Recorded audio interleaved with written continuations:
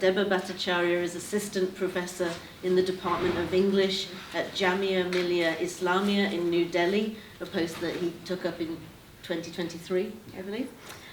He's also a board member of the International Consortium of Critical Theory Programs, chaired by Judith Butler and Zainab Gambeti, which, as I'm sure you all know, is a vital part, or has been in recent years, a vital part of sustaining critical thought globally in the face of increasing intellectual repression.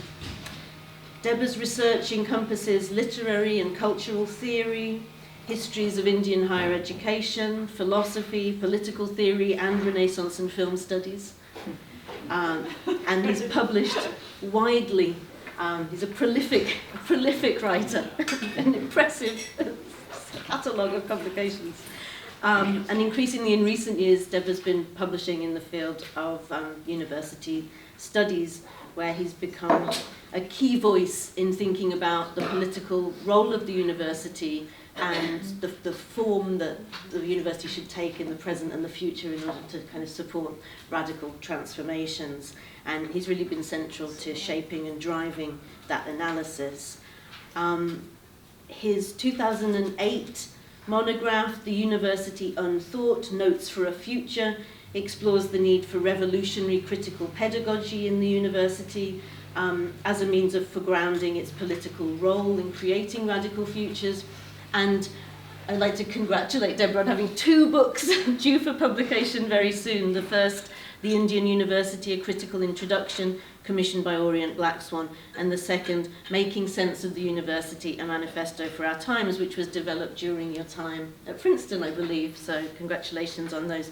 And I think we're going to hear something of that work now. So it's my great pleasure to introduce Deborah, who's going to be speaking about, on the topic, Must the University Have a Vocation? Notes from a Platform Academy. Thank you.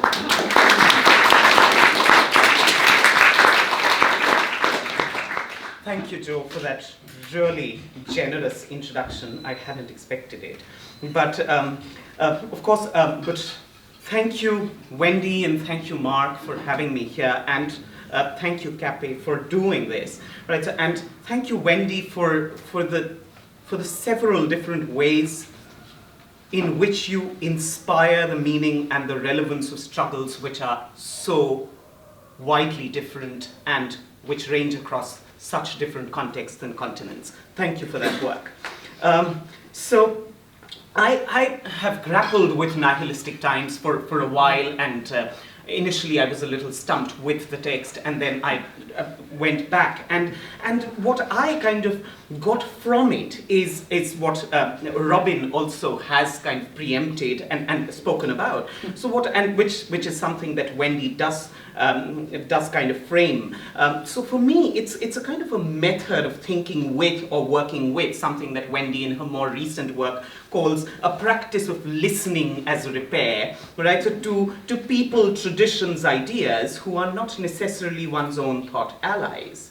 Now, and this is what I kind of, in my own oeuvre of thought, right? So I want to frame it as a question that Wendy poses for us about how does one listen to the unthought, right? Or might we ever only listen to the unthought, right? So that which has escaped the mollification of thought, as it were. So is it only ever possible to rethink the unthought, right? So I'm concerned not with what Wendy has to say about what Weber says, but how we might listen to Weber in and from, as Wendy herself would say, in and from acoustic environments that are historically conditioned in radically different ways.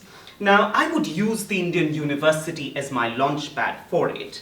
The Indian University, if one might use a generalization like that, albeit reflexively, has recently been conscripted into visions proposed by a new national education policy, NEP, coming 34 years after the last policy framework was announced in 1986. The drum rolls accompanying the pageantry of swearing in of higher educational institutions into the NEP continues even now, with absurd structural adjustments being forced on the college university sector almost on a weekly basis. I can't possibly get into the mechanistic cataloguing of reforms introduced courtesy of NEP because I fear that might generate more anger and angst than is ensured by an undertaking that I had to sign at my university before coming here of not engaging in anti-government activity on foreign soil. So yeah, that is the Indian University for you.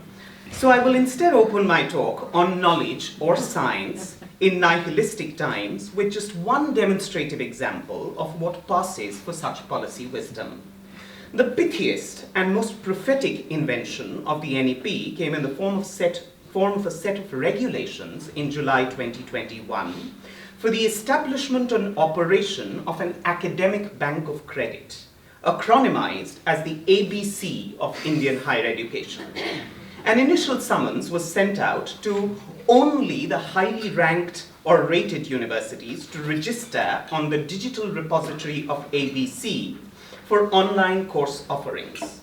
Soon afterwards, the regulations were amended to compulsorily demand that all institutions in the country open ABC accounts and offer derivatives trading opportunities for all student users enrolled in any institution anywhere.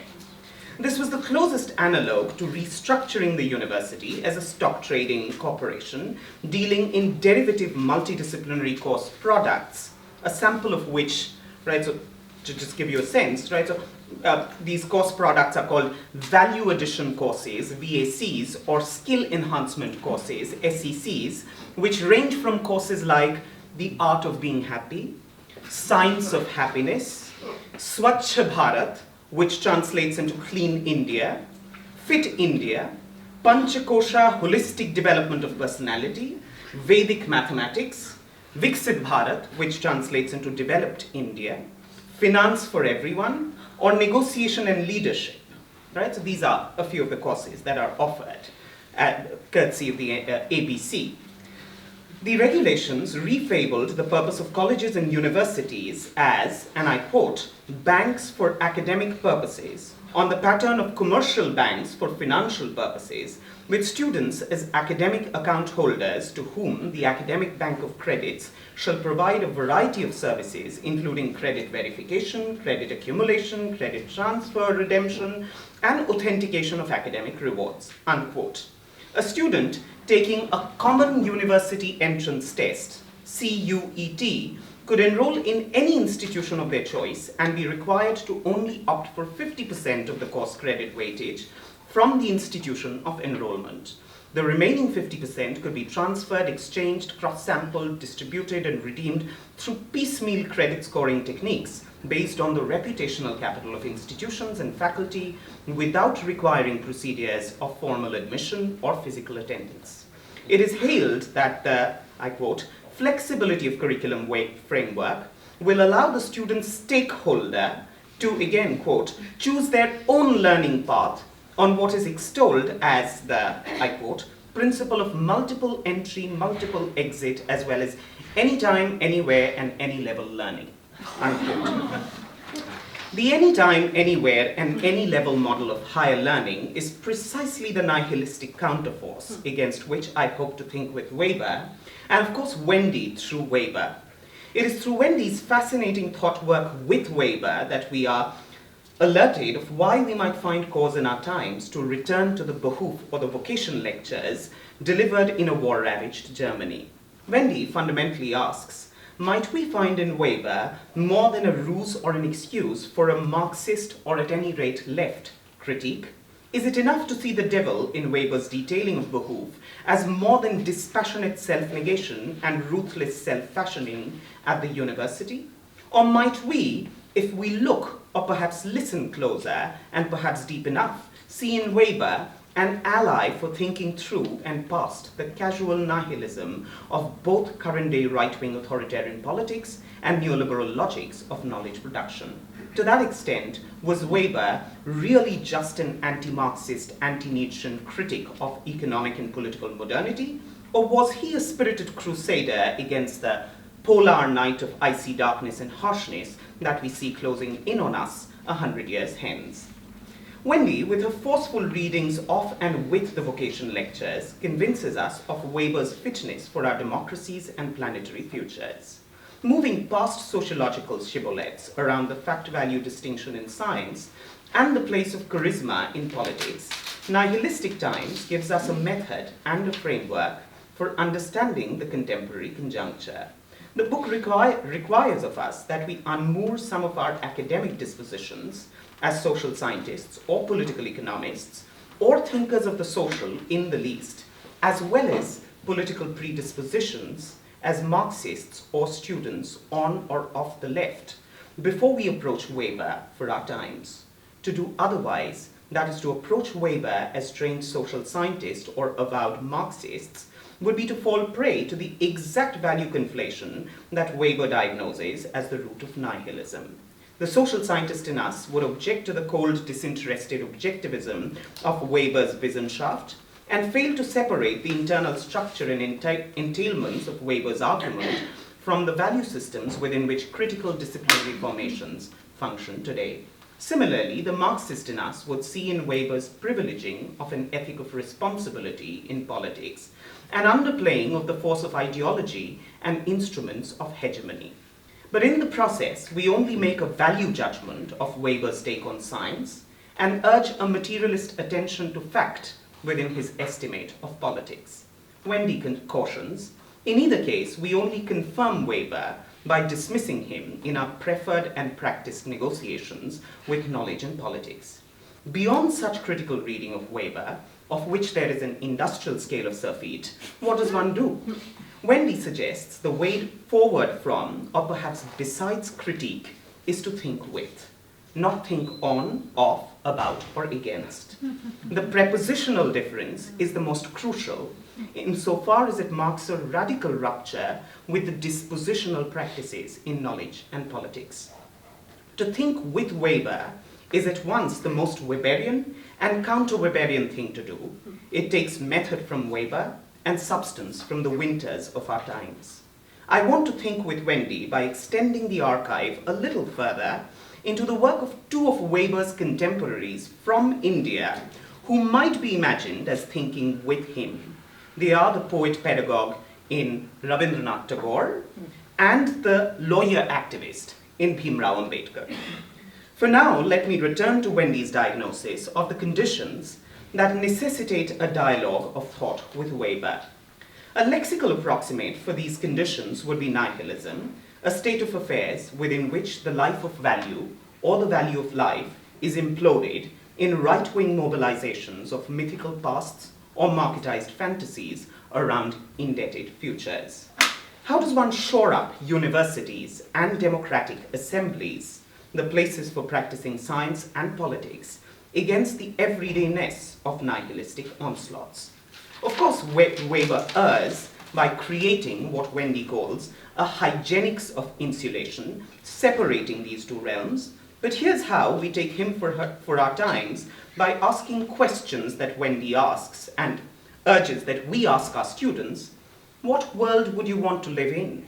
How should or could humans order our common arrangements at this juncture in world history? Unquote. For Wendy, thinking of such common arrangements, forms of being in common, as she calls it, requires that we return to the meanings of vocation, not as inner life alone, but as a shared quest for a livable life.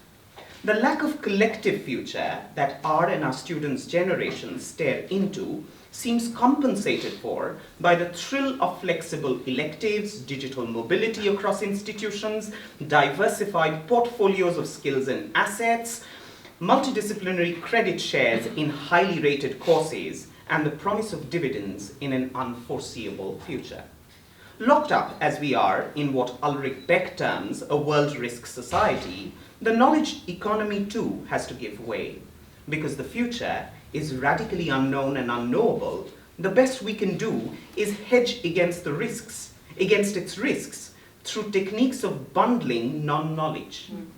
Courses named after government schemes like Swachh Bharat, Viksit Bharat, or Fit India, or based on sheer nebulous wordplay like Art of Being Happy or Science of Happiness, are sold as securities against the volatility of markets. They generate a consolatory sense of value by grounding skill descriptions in government propaganda, while at the same time projecting their monetizability as state-backed insurance policy. Beck had narrativized the workings of such a society thus, quote, "World risk society is a non-knowledge society in a very precise sense. In contrast to the pre-modern era, it cannot be overcome by more and better knowledge, more and better science. Rather precisely the opposite holds. It is the product of more and better science. Non-knowledge rules in the world risk society. Hence, living in the milieu of manufactured non-knowing means seeking unknown answers to questions that nobody can clearly formulate," unquote. Taking off from Beck, I want to wager that Weber's vocation lectures do not advocate more and better knowledge, more and better science, as the antidote to nihilism during the war years. The categories more and better, overladen with measures of quantity and quality, are part of a value construction that Weber shuns as immaterial to what he calls the experience of science. Quite on the contrary, the experiential aspect of knowledge, tethered to an idea of vocation, is, as Weber says, a far cry from guaranteeing success. It does not proceed from, and I'm using Weber's terms, I'm using Weber's terms, it does not proceed from cold calculation, and even when it comes close to achieving anything, what you do achieve is often little enough.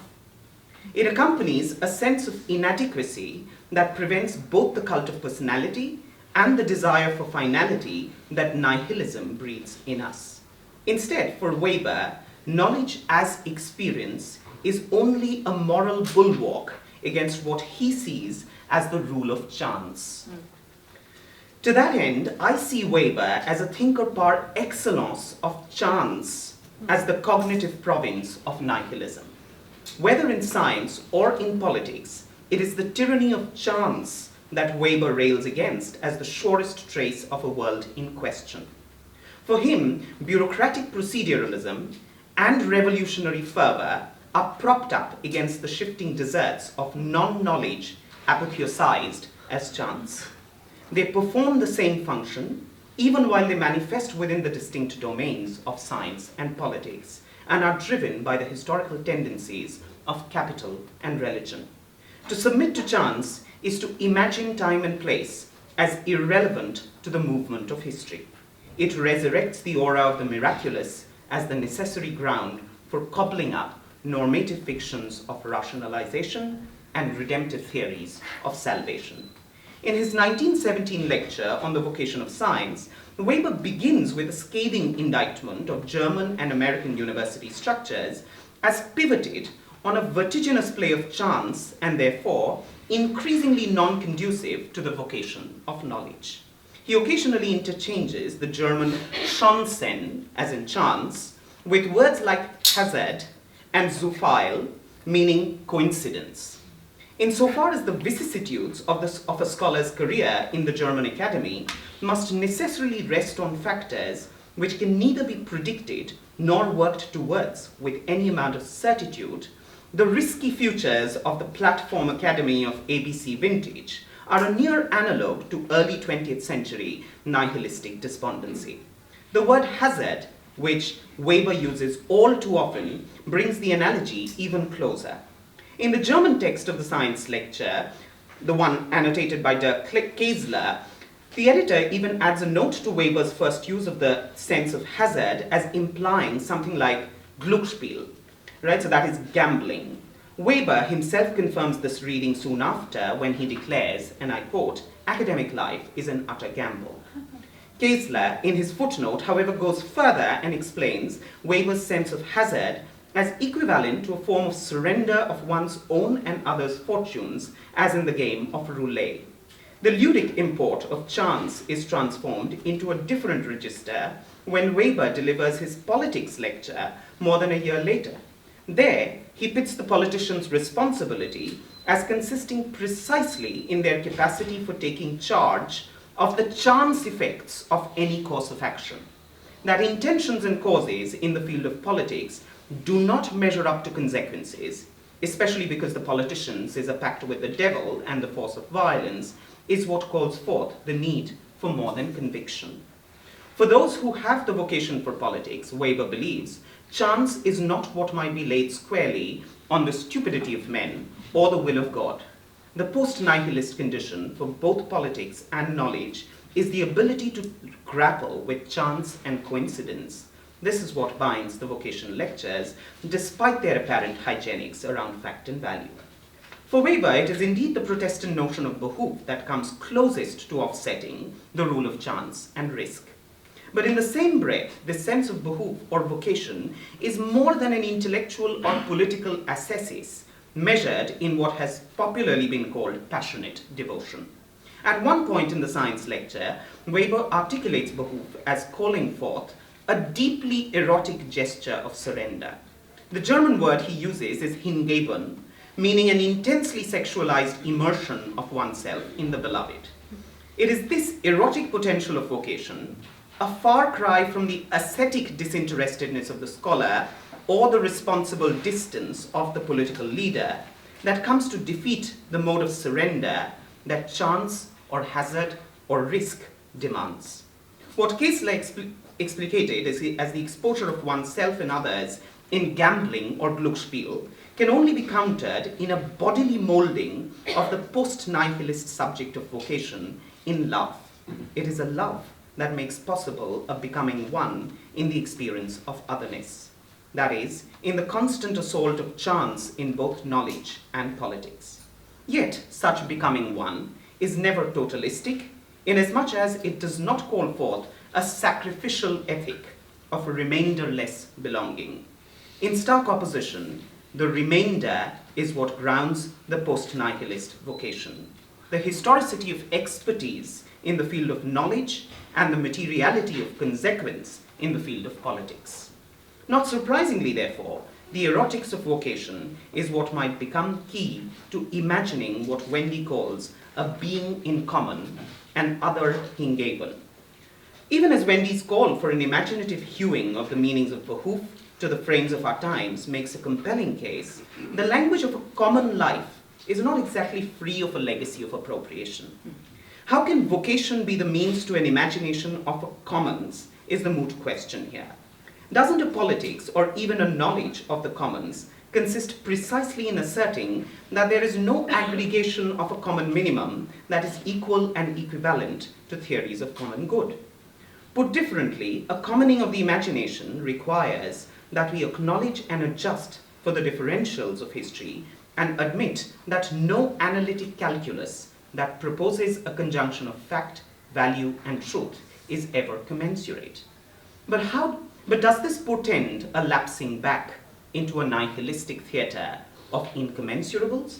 I would believe otherwise. Approximate postulations of common life and common good have historically been misused by the powers that be and made into the stuff of common sense.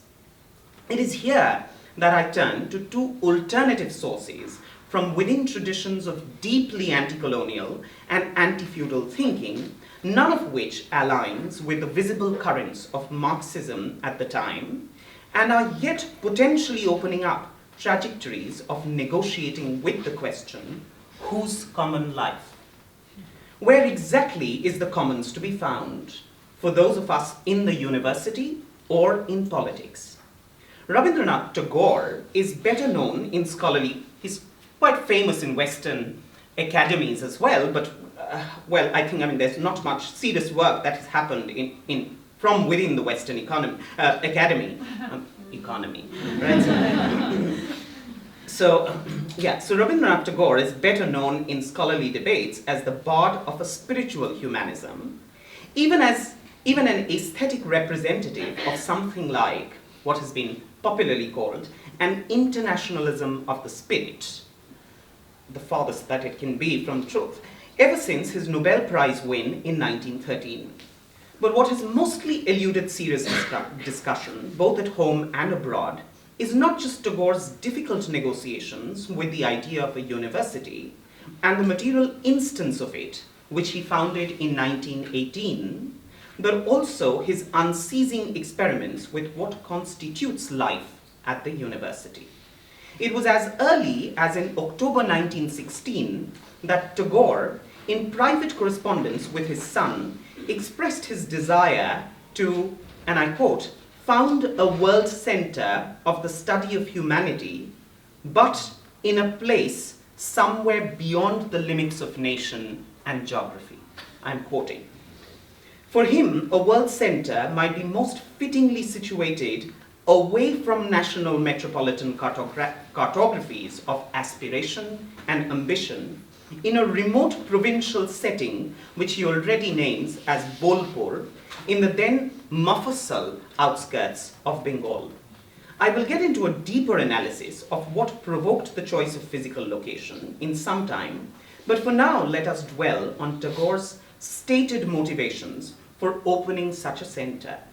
The immediate trigger, he says, lay in, and I quote again, the suffocating coils of national pride, to rid the world of which Tagore ordains as the task of my remaining years. Framed in the context of Weber's yet undelivered science lecture. This is 1916 that Tagore is writing to his son. Right? So Tagore already seems to be thinking with his German contemporary around the climate of nihilistic suffocation of ideas and values. The work of building this world university that Tagore christens as Vishwabharati, meaning the worlding of India, begins in December 1918. And then, on 9th February 1919, barely 2 weeks after Weber's final Vocation lecture, Tagore addresses an audience in Madras about what he means by a center of Indian culture. And I quote a bit.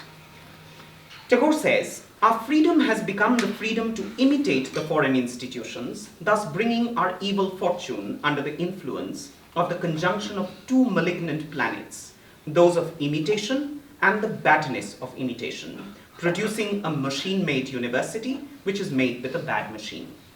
The mischief is that as soon as the idea of a university enters our mind, the idea of a Cambridge University, Oxford University, and a host of other European universities rushes in at the same time and fills the whole space. We then imagine that our salvation lies in a selection of the best points, best practices in our terminology, right? So of each, best points of each patched together in an eclectic perfection.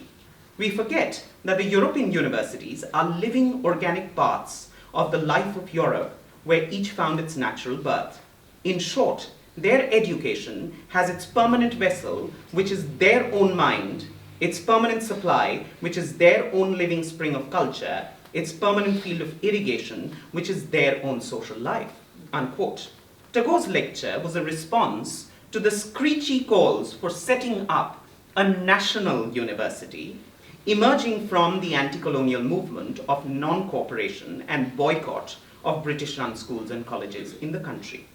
He sees in these demands for self-rule a belabored penchant for imitation, as if the import of an idea is enough to ensure the survival of its material infrastructures. In effect, Tagore offers a critique of the Weberian vocation as not inhering in the scholar alone, but in the social life worlds that it must necessarily be in touch with. It is for this reason that non-cooperation cannot be the basis for university life. Instead, a cooperativist university is the only form in which life within it can thrive. To disenchant the world, while the university remains the enchanted space for dispassionate analysis, is sure to turn vocation into its exact opposite, the conditions for nihilistic retreat from common life. This is why Tagore portentously warns us, and I quote again from his 1919 lecture, "A national university in our minds has been only another name for a Hindu university." Unquote. If vocation is the distinctive mark of the university and not of the scholar, it subsists in, and I quote from Tagore, uniting the teachers and students in a living and active bond of necessity. The cooperative university can only ever exist in active communion with the life that it excludes. What Wendy calls a principle of academic responsibility, which is at once distinct from and more than a defense of academic freedom, which passes as the right to disengage from common life in the intellectual pursuit of common good, might find a new meaning in the Tagorean insinuation for an order of cooperativism via the academy. Of course, the numerous activities of corporate life and the living spring of culture that European universities have historically been nourished by cannot be reproduced in the mimetic operations of a national university. Because the labor of imitation assumes a felicitous combination of chance and coincidence, reverberating with Weber's sense of a gamble, exceeding its nihilistic dangers, cannot seek recourse in the inner life of the knowing subject. It must collide with a meaning of publicness in the materiality of surrounding life worlds. Within a year of Vishwabharati's opening, in February 1922, Tagore went on to set up an Institute of Rural Reconstruction in an adjacent farmland in Shurul, renamed as Sriniketan. The purpose of this institute was to bring life outside the university and the forms of subaltern slave labor, in other words, savoir-faire, to bear on life within the university, and the countryside setting of Vishwabharati was to become the means for it. As the 1925 prospectus for the institute announced, amongst Sriniketan's aims was an essential traffic of, I quote, problems of the village and field to the classroom, and their subsequent rerouting of knowledge and experience gained in the classroom and experimental farm to the villages. How much time do I have? Just over 10 minutes. Ah, okay. Uma Dasgupta writes about the exact content of the cooperative university's postulation of a common life, thus, and I quote, "The comprehensive plan of rural reconstruction in Sriniketan was classified under the heads of health, education, economic improvement, and social work. These were implemented in the villages with the guidance of the Sriniketan Center. The Sriniketan Center was made up of a number of demonstration units where economists, agriculturists, social workers, doctors, midwives, and specialists in rural industry and education worked on the problems brought to them by the villagers. The idea was to put their heads together on different aspects of rural life. Social work, for example, consisted in holding weekly meetings with the Hindu or tribal village priest or the Muslim mullah, where readings from spiritual texts were arranged for adults, festivals were celebrated, community singing of kirtans and bhajans, devotional songs, and performing of jatras, which means rustic dramas, were organized, as well as the repairing of temples and mosques. Economic improvement was sought by setting up cooperatives and developing cottage industries. A substantial weavers' cooperative was established between 1933 and 1935 and was the first of its kind. The other project was to give training in shoemaking in one selected village to start with, and establishing a cooperative of shoemakers with a view to improving their economic condition. Improvements in agriculture formed the other important part of the economic program. The farm, with about 20 acres of land and a large tank for irrigation, grew new vegetables and fiber crops as well as fruits. Experiments were started to increase the productivity of the main crop to relieve the poverty of the villagers by introducing new crops in rotation, along with using tractors and fertilizers for the first time." Unquote. Sriniketan's twin programs of running night schools for adult laboring populations and their children under what was called the Shiksha Satra since 1924, and creating materials for mass distance education as part of the Lok Shiksha Sansad since 1937, added to the cooperative spirit between the university and its local economies of productive exchange. For Tagore, the rooting of vocation in the university's social orientation, rather than in the scholar's intellectual disposition, is also a pedagogy of love. In a 1922 essay, called An Eastern University, he writes that cooperativism cannot be guided, and I quote, by moral maxims or the condescension of social superiority, but by the sheer necessity of love's sacrifice for its own sake. The love sacrifice that Weber sought in the teacher's erotic surrender to science, Hingeben, is what Tagore reorients outwards into our immediate social settings. The result is, as I fathom, a more critical mining of the imaginative energies of a commons.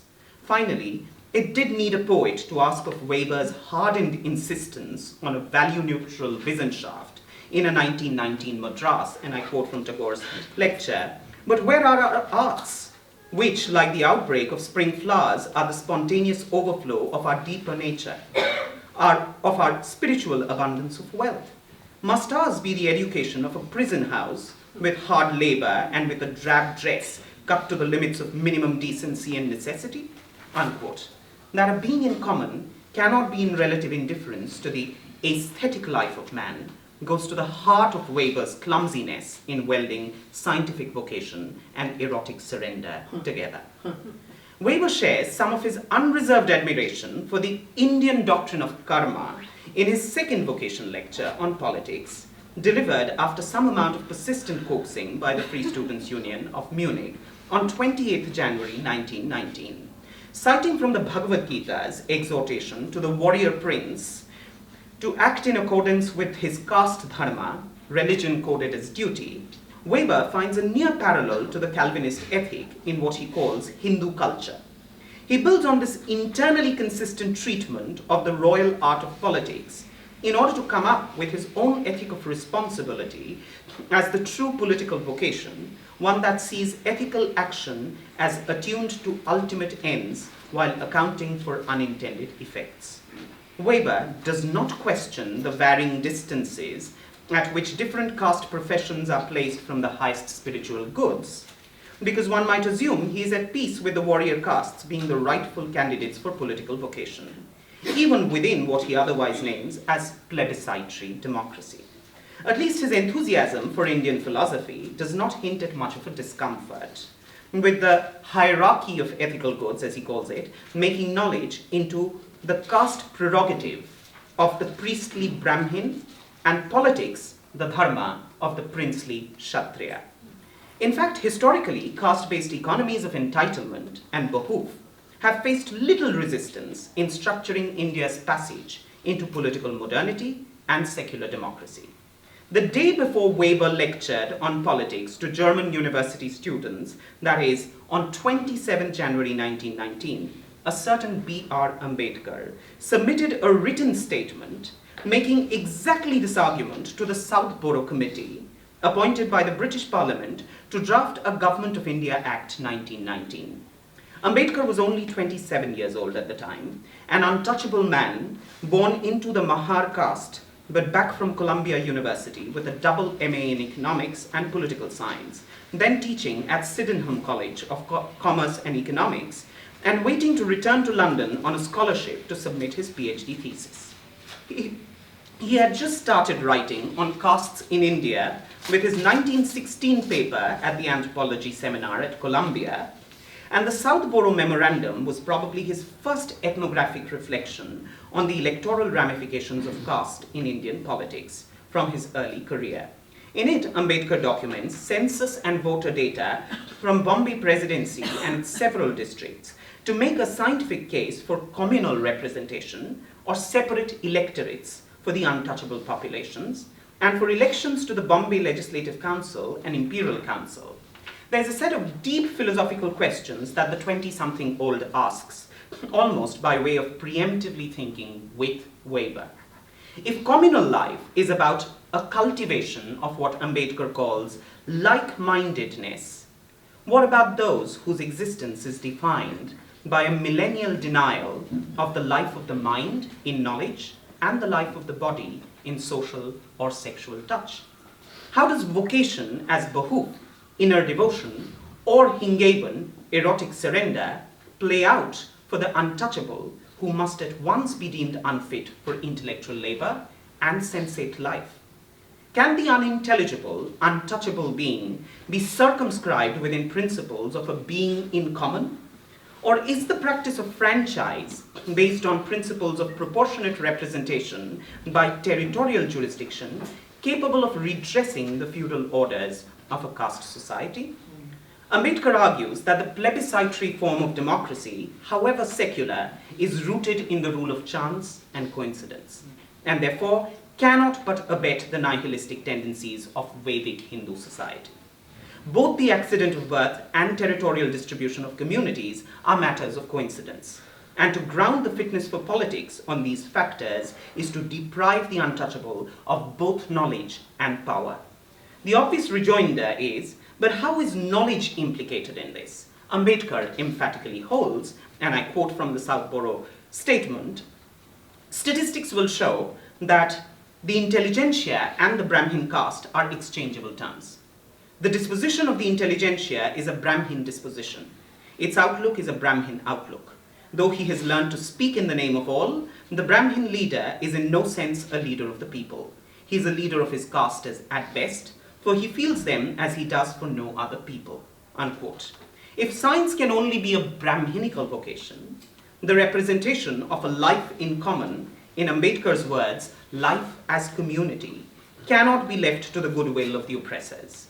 The only space left for the untouchable to become educated, Ambedkar insistently reminds us in early 1919, is not the university, but the political assembly. And even within the political assembly, logics of democracy are not in themselves sufficient. The statement unflinchingly observes, and I quote, to educate the untouchables by shastras into being pro-touchables, and the touchables into anti-untouchables, and then to propose that the two should fight it out at an open poll is to betray signs of mental aberration or a mentality fed on cunning, unquote. The open poll, as the distinguishing feature of Weber's plebiscitary democracy, can perfectly go hand in hand with responsibility being made into a qualification of political maturity. In fact, Weber does replicate those exact same terms of maturity and adulthood and manliness that Ambedkar refutes as the cunning of both upper caste Congress and colonial bureaucratic historicism. Faced with an imminent capture of democratic structures by feudal cliques of privilege, Ambedkar vehemently urges the committee to consider the plea of the untouchables as not simply a political rights claim, but a question of their right to what he calls associated life. And I quote, a legislature is the product of a certain social condition, and its power is determined by whatever determines society. The chief significance of suffrage, or a political right, consists in a chance for active and direct participation in the regulation of the terms upon which associated life can be sustained, unquote. Structural access to the terms of associated life is the untouchable's only bid at becoming part of a being in common. And therefore, it requires the uncommon measure of communal representation of caste minorities. Otherwise, democratic conditions will only ever reproduce the horrors of authoritarian nihilism. Ambedkar is I'll take two minutes. Yeah. Ambedkar is acutely clear-sighted when he maintains that the leader of a will of the people can never be responsible in Weberian terms unless they be held accountable to the will of the non-people or the not enough people. Right? So something that goes closer to what Wendy more recently calls reparative democracy, a will to listening is structurally coded into the practice of politics, and not the benevolent practices of knowledge. Right? So this is the special condition on which the everyday operations of political vocation might survive, if at all. A claim to common life rests on exceptional remedies for the historical wrongs perpetrated by both the university and the assembly. And unless the passage from electors to lawmakers is secured by such exceptional recourse for untouchable communities, associated life will never emerge from the jostling of unlike minds and unlikely bodies. So unsurprisingly, the very next day, Weber misses this aspect of value creation in his politics lecture. A common life can only be struggled for out of the radical distrust and distance between those with whom we have nothing in common. And if it is Indeed so, shouldn't the leader with a political vocation be one who can take responsibility for the messiness of the unlike-minded?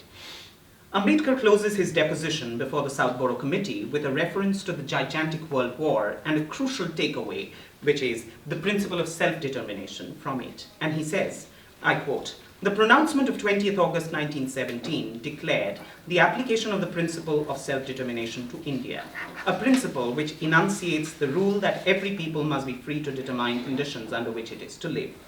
It would be a sign of imperfect realization of the significance of this principle if its application were restricted to international relations, because discord does not exist between nations alone, but there is also discord between classes from within a nation," unquote. This principle of self-determination, when claimed by the anti-national non-people within the nation, must necessarily involve a nihilistic gesture, according to Ambedkar. Let us not forget that the most representative and probably the most epistemologically virulent of Ambedkar's work is the text of an undelivered lecture from 1936 called The Annihilation of Caste. It is as if between 1919 and mid-1930s, Ambedkar realizes that if democracy has to be put to the work of repair, nihilism has to be put to a counter-use. In other words, the only way in which the wrongs of history can be repaired is by nihilistically staging the death of knowledge, insofar as knowledge itself was the mark and the effect of Brahminism. That for him, by 1936, is the task of politics, right? So a putting to counter use of nihilism, right? So insofar as knowledge becomes the mark of caste privilege, right? If listening to the untouchable has to be anything more than democracy's afterthought, it must necessarily come after the triumphalism of thought. Thank you so much.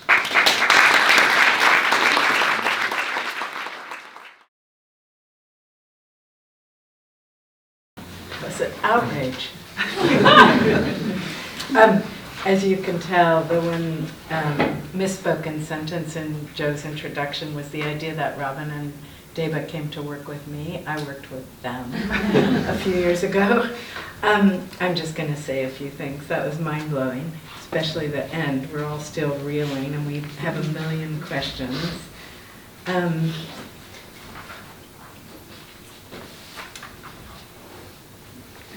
Deba's opening with what we might call the portfolio subject created by the NEP and its successors, the subject who divides themselves and their credit hours and everything else into all those different pieces, and is then invited to hedge. It seems to me characterizes, of course, the subject of our times everywhere, more adamantly produced, more adamantly constructed by the NEP perhaps than by some other dimensions, but it's a familiar subject to many of us.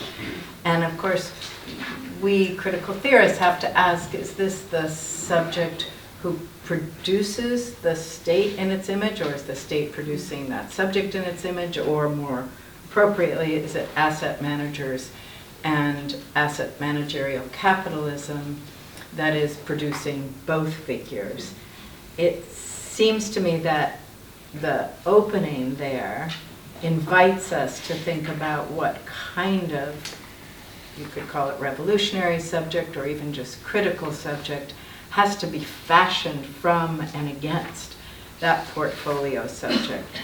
And I'll get to that in a minute. I think we have a question about whether it's a subject oriented toward the commons, toward cooperativism, or toward nihilistic destruction. So I'll get there in a second. One of the things that I love about Deba's thinking that you will surely have noticed is that despite his repudiation of having been a student of English, his critical reading capacities are absolutely those of a deeply trained literary scholar. And that means that he is constantly seeing tensions where the rest of us just see words or formulations the one that I was so drawn into early in his talk was his appreciation of Weber's affirmation of contingency in politics and arbitrariness in our Weltanschauungs, our worldviews, our values, that Weber is simultaneously, as you put it, railing against. He's railing against what you called the tyranny of chance. And yet, being the realist thinker he is, he sees it everywhere. He sees political life as fundamentally organized by contingency, which is a cousin to chance, not quite the same. And fundamentally, he also sees the values that we bring into politics as, sure, culturally formed to a degree, but above all, a matter of deep and almost unknowable passionate conviction in individuals. And it's that individuality that you're going to push against a little bit later.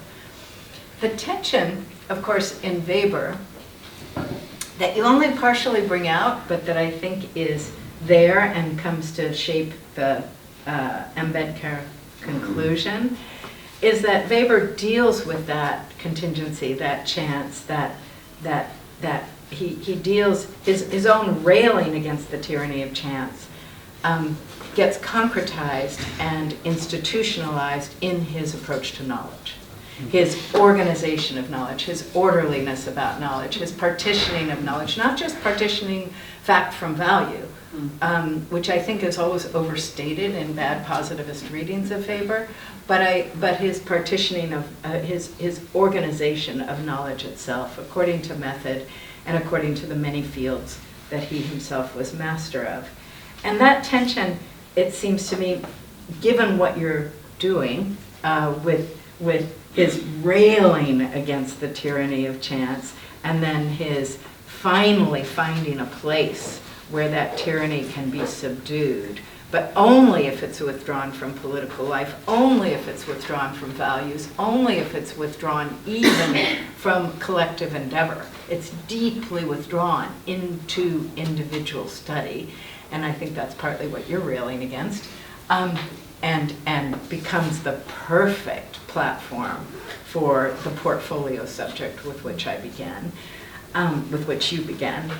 That tension seems to me worth opening out a bit more in your own thinking on this problem. So I want to turn to your gentle remonstrance about my invocation of the common. I'm not actually, I've always been ambivalent about this turn to the commons in recent left politics, and yet you reminded me that I constantly am invoking common life, common good, being in common, and you also reminded us that that is a profound right-wing vocabulary today. And I want to say first the obvious. We will never be free of the problem of the right and the left sharing vocabularies. And I think we rail against that problem a lot. Like, how did they get freedom? And how did they get democracy? And how did they tar us with fascism and totalitarianism? That's politics. And I know you know that, but I want to suggest here that our task is to open up those very terms that we end up sharing so tightly with our opposition, so that instead of just warring to get them back, you know, our freedom is this, their freedom is that, we work to ask, what's common? What's not common? How much common do we want? How does the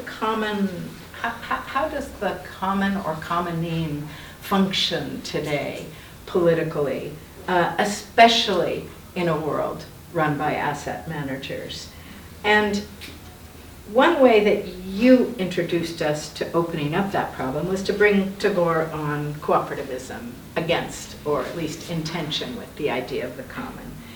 And it was a brilliant instruction for all of us to think about the relationship between the common and the national and the university. And I just want to pause, though, because that's a specific invocation of the problem of the common and then the alternative of cooperativism. I just want to begin a reflection that we might proceed with together, you and me, Deba, but also all of us, about those two different terms. It strikes me just on the fly that cooperativism, it's hard not to think of it as more distinctly humanist and human-centered, anthropomorphic or anthropocentric than commons. It's hard not to think of it as a domain with more agency, with more institutions than commons, which invoke space and non-humans and conditions. To put it very simply, it seems like when I think, if we just begin thinking about cooperativism, it is a project that in some ways we're already in as soon as we announce it, whereas the commons are always beyond us. It always exceeds us. There's an excess there. And I'm not saying that makes one better than the other. I don't think excess is always the right way to go. But I do want us not to come out of the historicity and the locatedness that you were giving these terms. I think that is exactly the way to think them. But to think about, again, the tensions between those terms and their associations, and whether we might start with that opposition or dualism, or at least slippage between those terms, to think what we really mean and really want, and what might be have political efficacy today, given especially what you noted about the very powerful invocation by the right of what is common that leads to nationalism, what is common that leads to common sense, and the conservatism of common sense, and what is common that leads to common good, that is common good for the few, and that brings us to your last move with Ambedkar.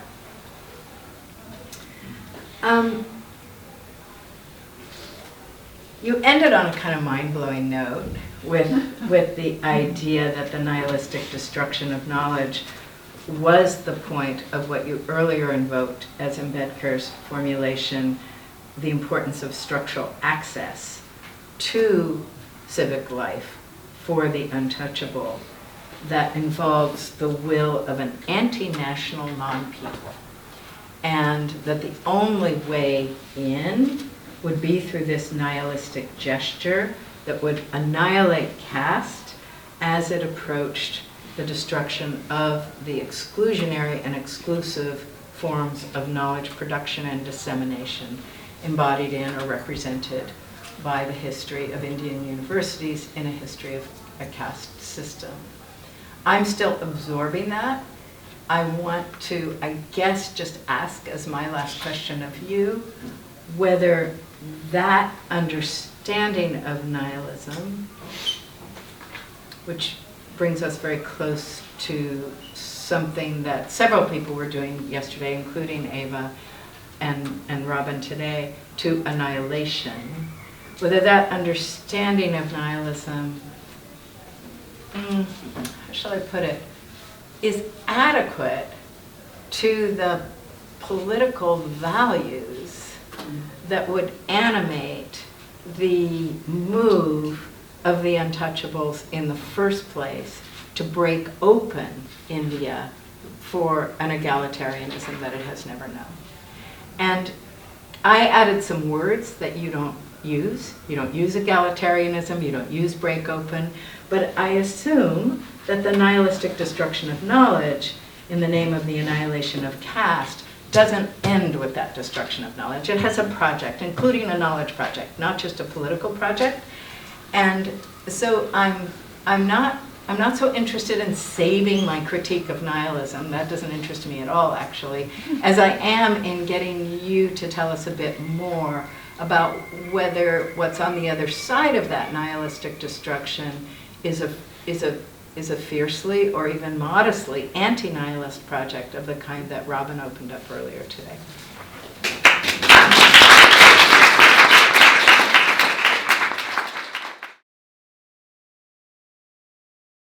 So let's go to questions, I think, and then if you have responses to the points that Wendy's maybe can feed them. All right, so I can see several questions. Let's take a few at a time. Ava, I think you were first. Oh, sorry, I don't have to vote. And I just have a very small point on the exact comparison of Strauss and Brown, and of course I only know Brown, but from learning so beautifully from you about Strauss, I understood him to draw the connection between militarism and nihilism as there being a war where you have values and higher principles and sacrifice, and then that that vanishing and then sort of falling into this abyss. I mean, that's there everywhere, and German culture and art. Now, Wendy's connection in modern politics, I think, runs a bit different. There's manhood and it cuts off the body, life, what sustains life, what's out, the oikos, the countryside around the city, as non-political, in order to have a kind of contrast against which you can kind of inflate masculinity as a certain type of politics. And that's a militaristic politics, because you have to get paranoid or feel like that, and the aggression proof and death rescue proves it best. But then in Wendy's telling, I think the militarism itself is nice.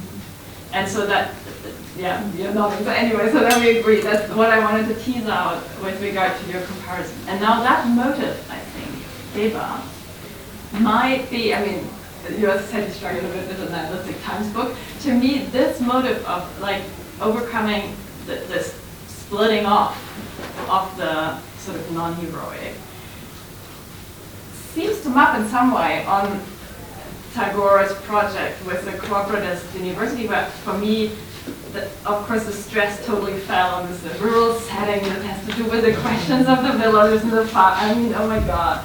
So, but there seems to me to be an analogy in that and a kind of non-masculinist politics, indeed, that non-masculinist education.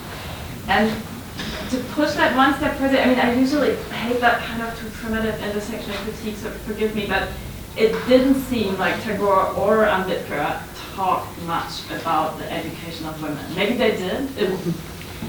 And so maybe if we think this for the 21st century, there could be some drawing, like as you said, the Brahmin caste needs to be annihilated, and now Wendy had some worries about that. But I mean, in manhood politics, it's clear that manhood of that type needs to be, well, I'll say abolished or annihilated for there to be a different kind of politics that can organize itself.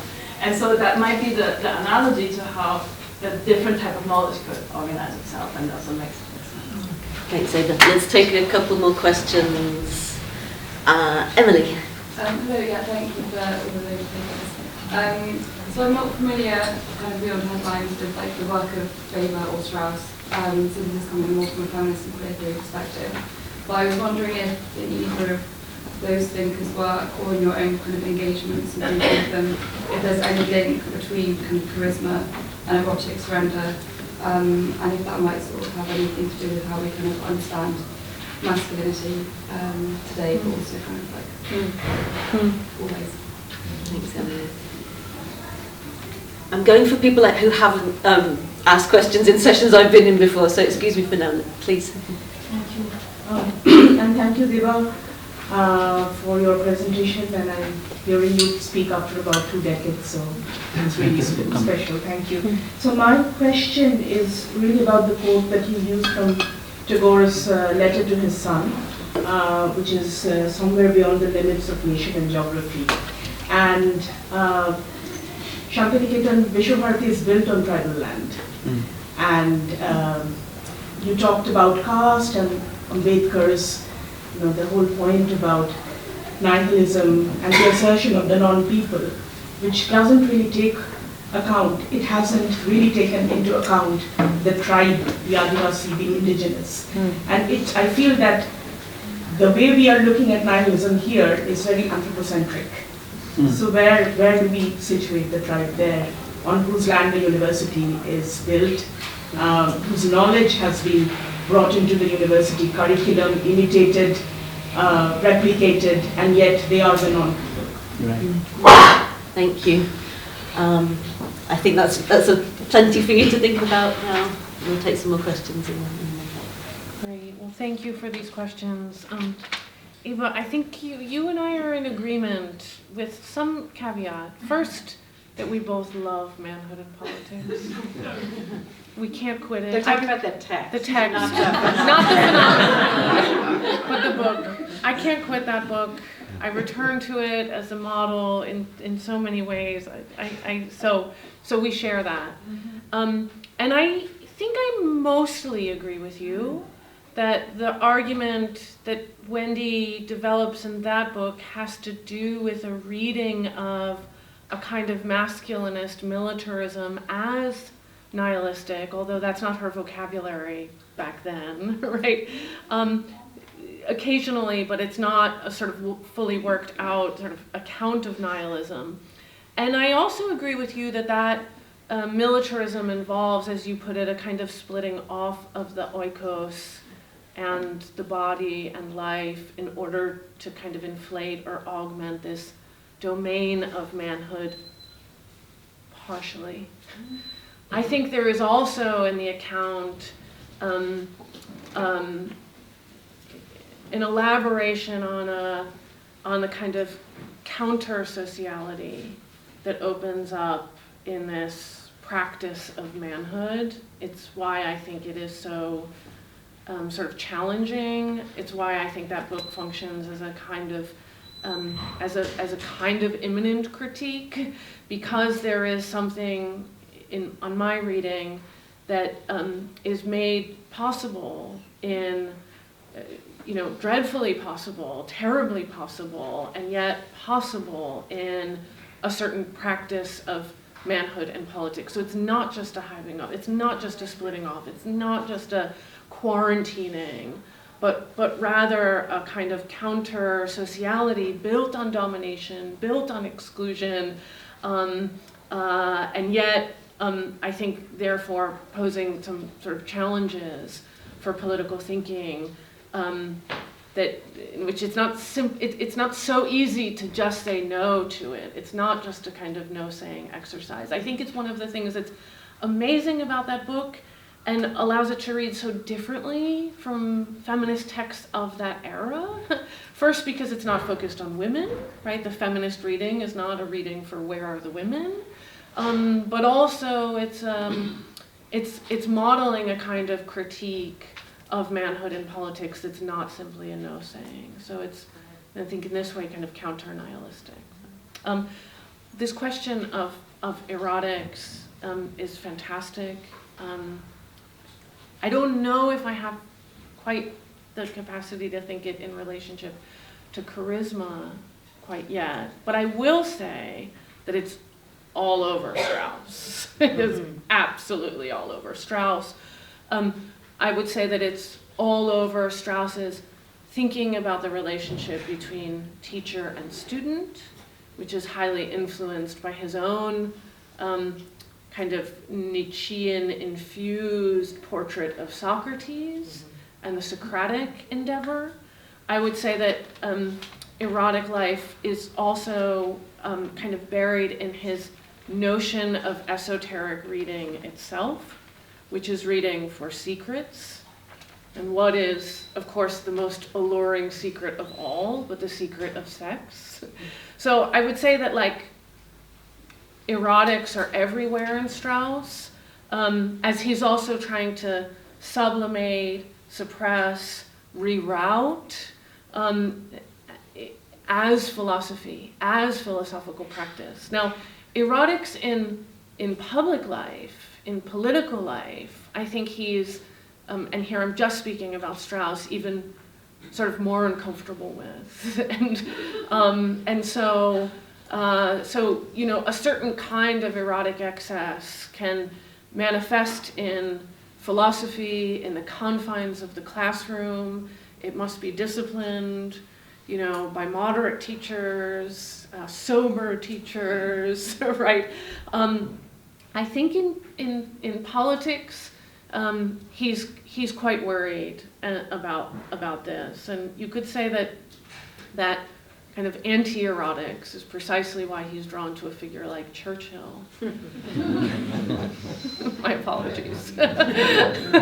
Why he's drawn to a figure like Churchill over the kind of foolish charlatanism of Hitler, where I think he recognizes that these young men were sort of seduced in all the wrong ways by a kind of more erotic kind of charisma. But that's all I'll have to say there. Thanks. Okay. Thank you, Eva, Emily, and Priyanka for your questions. I'll just quickly try and take Eva's and Priyanka's questions together because it relates to the forms of gendered and slave labor. And I think this is indeed a question that Tagore is grappling with, right, so in 1918, and particularly through the establishment of these two organizations, or these two cooperative institutions, one of which is called the Shiksha Satra and the other one is called Lok Shiksha Sansad, right? So through the night schools, the adult night schools, and the mass education programs, which are basically distance mass education programs, he's actually trying to account for, let's say, women's education and also relating to tribal life worlds and tribal slave labor, savoir-faire, right? So by accounting for that kind of the historical kind of interplay of factors, right? So that necessarily goes on to found the fact of the university. So I think there is a certain kind of historical accounting of gender and tribality, right? So, or kind of feudal systems of caste slavery, caste-based enslavement, right? So that is happening there, and Tagore directly addresses the question of Namashudra and Muslim labor, right? So therefore, I think, it has to be historically grounded, so probably we can have more of those conversations, that Tagore is indeed opening specific concerted programs for women's education, right, at that time. So he's taking on the question of gender in a way that people hadn't till then, right? So, and of course there are other historical parallels there. If I could just quickly also address Emily's question about erotics and charisma, and I think, Robin has wonderfully already kind of responded to it. I think, yes, of course, right, so the kind of charisma that Weber is talking of, right, so and the erotics of it is kind of imbricated in a certain assumption of masculinity, except for that, for Weber, charisma is not messianic, right? So it is not about a kind of saviorism, right? And that is how he distinguishes the ethic of responsibility from the ethic of conviction. And and this is why I think it's important, and this is what I've also learned in reading Weber through and with Wendy, right? So that what is important is that democracy requires a certain imaginative capacity for time thinking, right? So, and what is provided by liberal democracy is a certain kind of electoral temporality, right? So you have a 4-5 year cycle through which you think time. But when you have to think historical injustice, you have to attune your mind to millennial injustice. Now, how does one, and that is where liberal democracy fails, it fails to kind of institute any imaginative rubric for time thinking beyond electorality or beyond electoral time, right? So, and which is why Weber is constantly kind of posing the question of what is that force of institutionality, right? So, even within and outside of plebiscitary democracy, that can help us think time differently. That is my kind of extrapolation from Weber, right? So and now if we have to kind of come up with an alternative democracy that is, as Wendy would call, reparative, then we have to try and think time millennially, and which liberal democracy cannot do, right? So which therefore then gives the entire battlefield over to the right, right? So who will trade in theories of ultimate origins and distant horizons, as Jane Geyer would call it, right? So, and for them, it is immemorial time versus millennial time, while there's an entire chasm of difference that actually separates, right? So the right-wing mobilization of immemorial time versus, let's say, a different kind of reparative mobilization of millennial time. Yeah, yeah. I think, as always, we could go on and on, but we're going to have to draw things to a close, I'm afraid. We'll take 10 minutes, and if people can get coffees and head on to the next session so we can try and start roughly on time, that would be appreciated. But I'm sure you'll all join me in thanking our panelists.